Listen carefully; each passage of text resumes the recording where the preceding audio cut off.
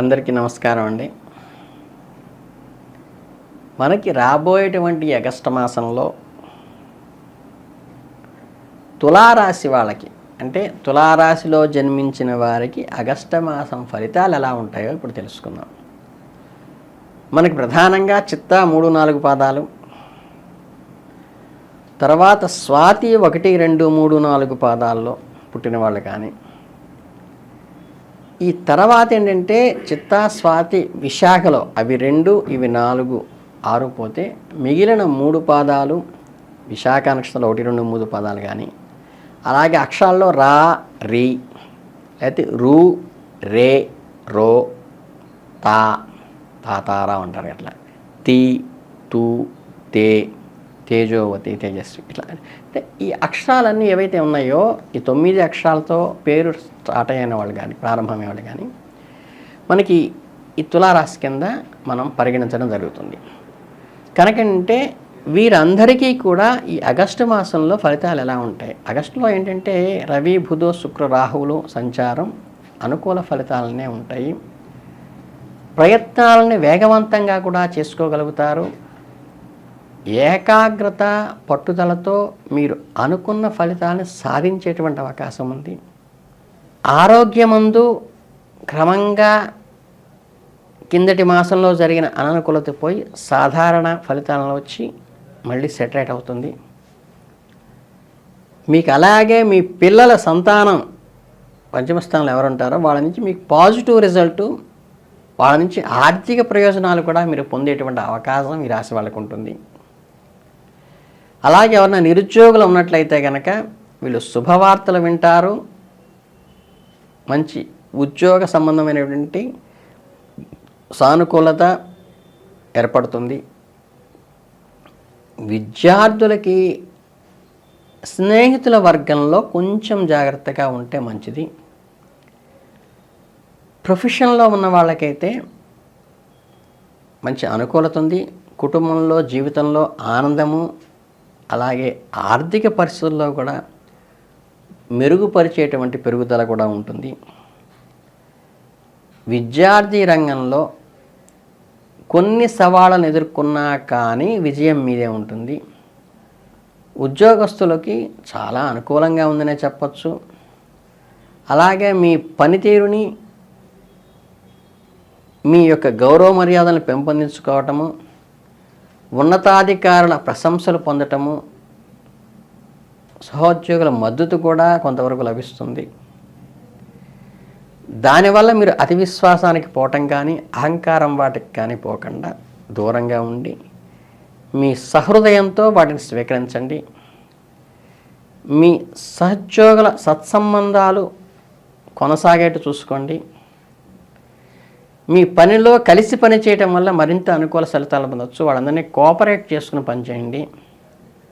వ్యాపారస్తులకు కూడా అనుకూలంగా ఉంటుంది. కొత్త వ్యాపారాల అవకాశాలు కూడా మీకు వచ్చేటువంటి అవకాశం ఉంది. కాబట్టి కొత్త పెట్టుబడుల నిర్ణయాలు తీసుకోండి. వీలైతే చిన్న మొత్తంలో ఆచితూచి పెట్టుబడులు కూడా పెట్టినా కానీ మీకు అనుకూలమైన ఫలితాలనే వస్తాయి. ఏకాగ్రత, చదువు మీద దృష్టి పెట్టడంలో కొంచెం ఇబ్బంది కలిగినప్పటికీ కూడా సంయమనంతో, స్వయం కృషితో దాన్ని జయించండి. ఎక్కడా నిరాశ చెందవద్దు. కష్టపడి చదివితే కష్టే ఫలి, మంచి ఫలితాన్ని ఖచ్చితంగా పొందుతారు. మీ అధ్యయన పద్ధతులను మార్చుకోండి. ఉపాధ్యాయుల యొక్క సలహాలు తీసుకోండి. ఈ గ్రూప్ డిస్కషన్స్, గ్రూప్ స్టడీస్ వల్ల మంచి ఫలితాలు పొందే అవకాశం ఉంది. కనుకేంటంటే మీరు ఈ స్టడీ చేసే పద్ధతులని మెరుగుపరుచుకుని అభివృద్ధి చెందవచ్చు. మీ కుటుంబ జీవితంలో కూడా సాధారణంగానే జరుగుతుంది. కుటుంబ సభ్యుల మధ్య సామరస్యం కానీ, ప్రేమ, అనురాగాలు కానీ పెరిగినప్పటికీ చిన్న చిన్న వివాదాలు వస్తాయి. వాటిని మీరు మనస్ఫూర్తిగా స్వీకరించి సంయమనంతో ముందుకు వెళ్ళండి. కుటుంబ సభ్యుల మధ్య అనుబంధం పెరుగుతుంది. దానివల్ల అలాగే వారి అభిప్రాయాలను గౌరవించటం వల్ల వారి మనసులో మీ మీద గౌరవం పెరుగుతుంది. సుఖ సంతోషకరమైన విందు వినోదాల్లో కూడా పాల్గొంటారు. ఈ ప్రేమ సంబంధ వ్యవహారాలు ఏదైతే ఉంటాయో వాళ్ళకి నెల ప్రారంభంలో చాలా పాజిటివ్గా ఉంది. మీరు మీ ప్రియమైన భాగస్వామితో సన్నిహితంగా మెలిగే అవకాశం వస్తుంది. నెల మధ్యలో కొన్ని సమస్యలు తలెత్తినప్పటికీ ఈ అపార్థాలను అనుమానాలను మీ బంధం యొక్క బలంతో అధిగమించండి.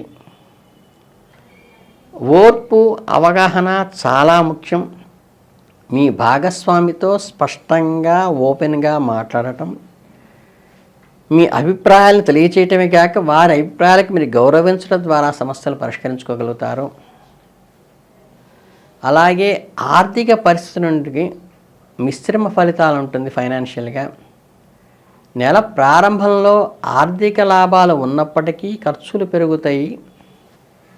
సో మీకు వేరే ఒడిదుడుకులు ఏమీ రావు. ఈ అనవసరమైనటువంటి ఎక్స్ట్రా ఎక్స్పెండిచర్ తగ్గించుకుంటే ఇట్ ఈజ్ ఎనఫ్. అలాగే ఆర్థిక ప్రణాళికను నిబంధించుకోవటము, వీలైతే ఈ సర్ప్లస్గా వచ్చిన దాన్ని పొదుపు రూపంలో నిల్వ చేసుకోవటము, మీ కుటుంబ సభ్యుల సలహా మేరకు వ్యవహరించడం మంచిది. కొత్త పెట్టుబడులు పెట్టేటప్పుడు మాత్రం కొంచెం జాగ్రత్త వహించండి. రెగ్యులర్గా కట్టేటువంటివి మాత్రము సానుకూల ఫలితాలనే ఇస్తాయి. ఆరోగ్య విషయంలో కొద్దిగా సవాలుగా ఏర్పడేటువంటి అవకాశం ఉన్నప్పటికీ, అంటే మీకు డైజెస్టివ్ సిస్టమ్ పరంగా కానీ అలర్జీస్ పరంగా కానీ కొద్దిగా ఇబ్బంది కలిగేటువంటి విషయం ఉంటుంది. కాబట్టి ఆహార విషయంలో నియమాలు పాటించండి, జీవనశైలి సక్రమంగా చేయండి. ఈ స్టమక్ సంబంధమైనటువంటి విషయాలకు మీకు ఇబ్బంది కలగకుండా చూసుకోండి. ఎక్కువగా నీరు తాగడం ద్వారా కానీ విశ్రాంతి తీసుకోవడం కానీ మంచిది.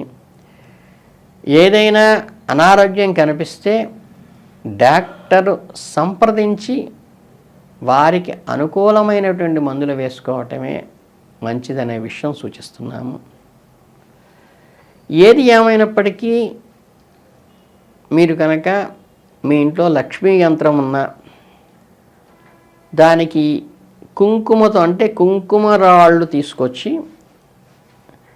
పచ్చి పసుపు కొమ్మలు ఉంటాయి, ఎండినవి కాకుండా, వాటితో నూరటం వల్ల మీకు కుంకుమ వస్తుంది. అలా స్వచ్ఛంగా ఇంట్లో మడిగా చేసుకున్న కుంకుమతో లక్ష్మీమూర్తికి కానీ పటానికి కానీ యంత్రానికి కానీ అర్చించడం వల్ల కానీ మీ సౌభాగ్యము కానీ ఆర్థికమైనటువంటి పురోభివృద్ధి కానీ సాధించడానికి అవకాశం ఉంది. అలాగే మానసిక ప్రశాంతతకి యోగా చేయటం కూడా మంచిది. అలాగే మీరు శ్రీమాత్రే నమః అనేటువంటి మూలమంత్రాన్ని నిరంతరంగా స్మరించటం వల్ల కానీ, లక్ష్మీ స్వరూపంగా ఉన్న ఆలయాలు దర్శించడం ద్వారా కానీ మీకు ఈ నెలంతా కూడా అనుకూలమైన ఫలితాలు కలుగుతాయి. ఎర్రని గాజులు చేతికి వేసుకోవడానికి ప్రయత్నించండి ఈ నెలలో. అవి కూడా మీకు మంచి సానుకూల వాతావరణాన్ని కలిగిస్తాయి. కనుక ఏంటంటే ఈ చిన్న చిన్న రెమెడీస్ చేసుకుని నియమాలు పాటిస్తే ఈ నెలంతా మీకు అద్భుతంగా ఉంటుందని ఆశీర్వదిస్తూ ధన్యవాదాలు.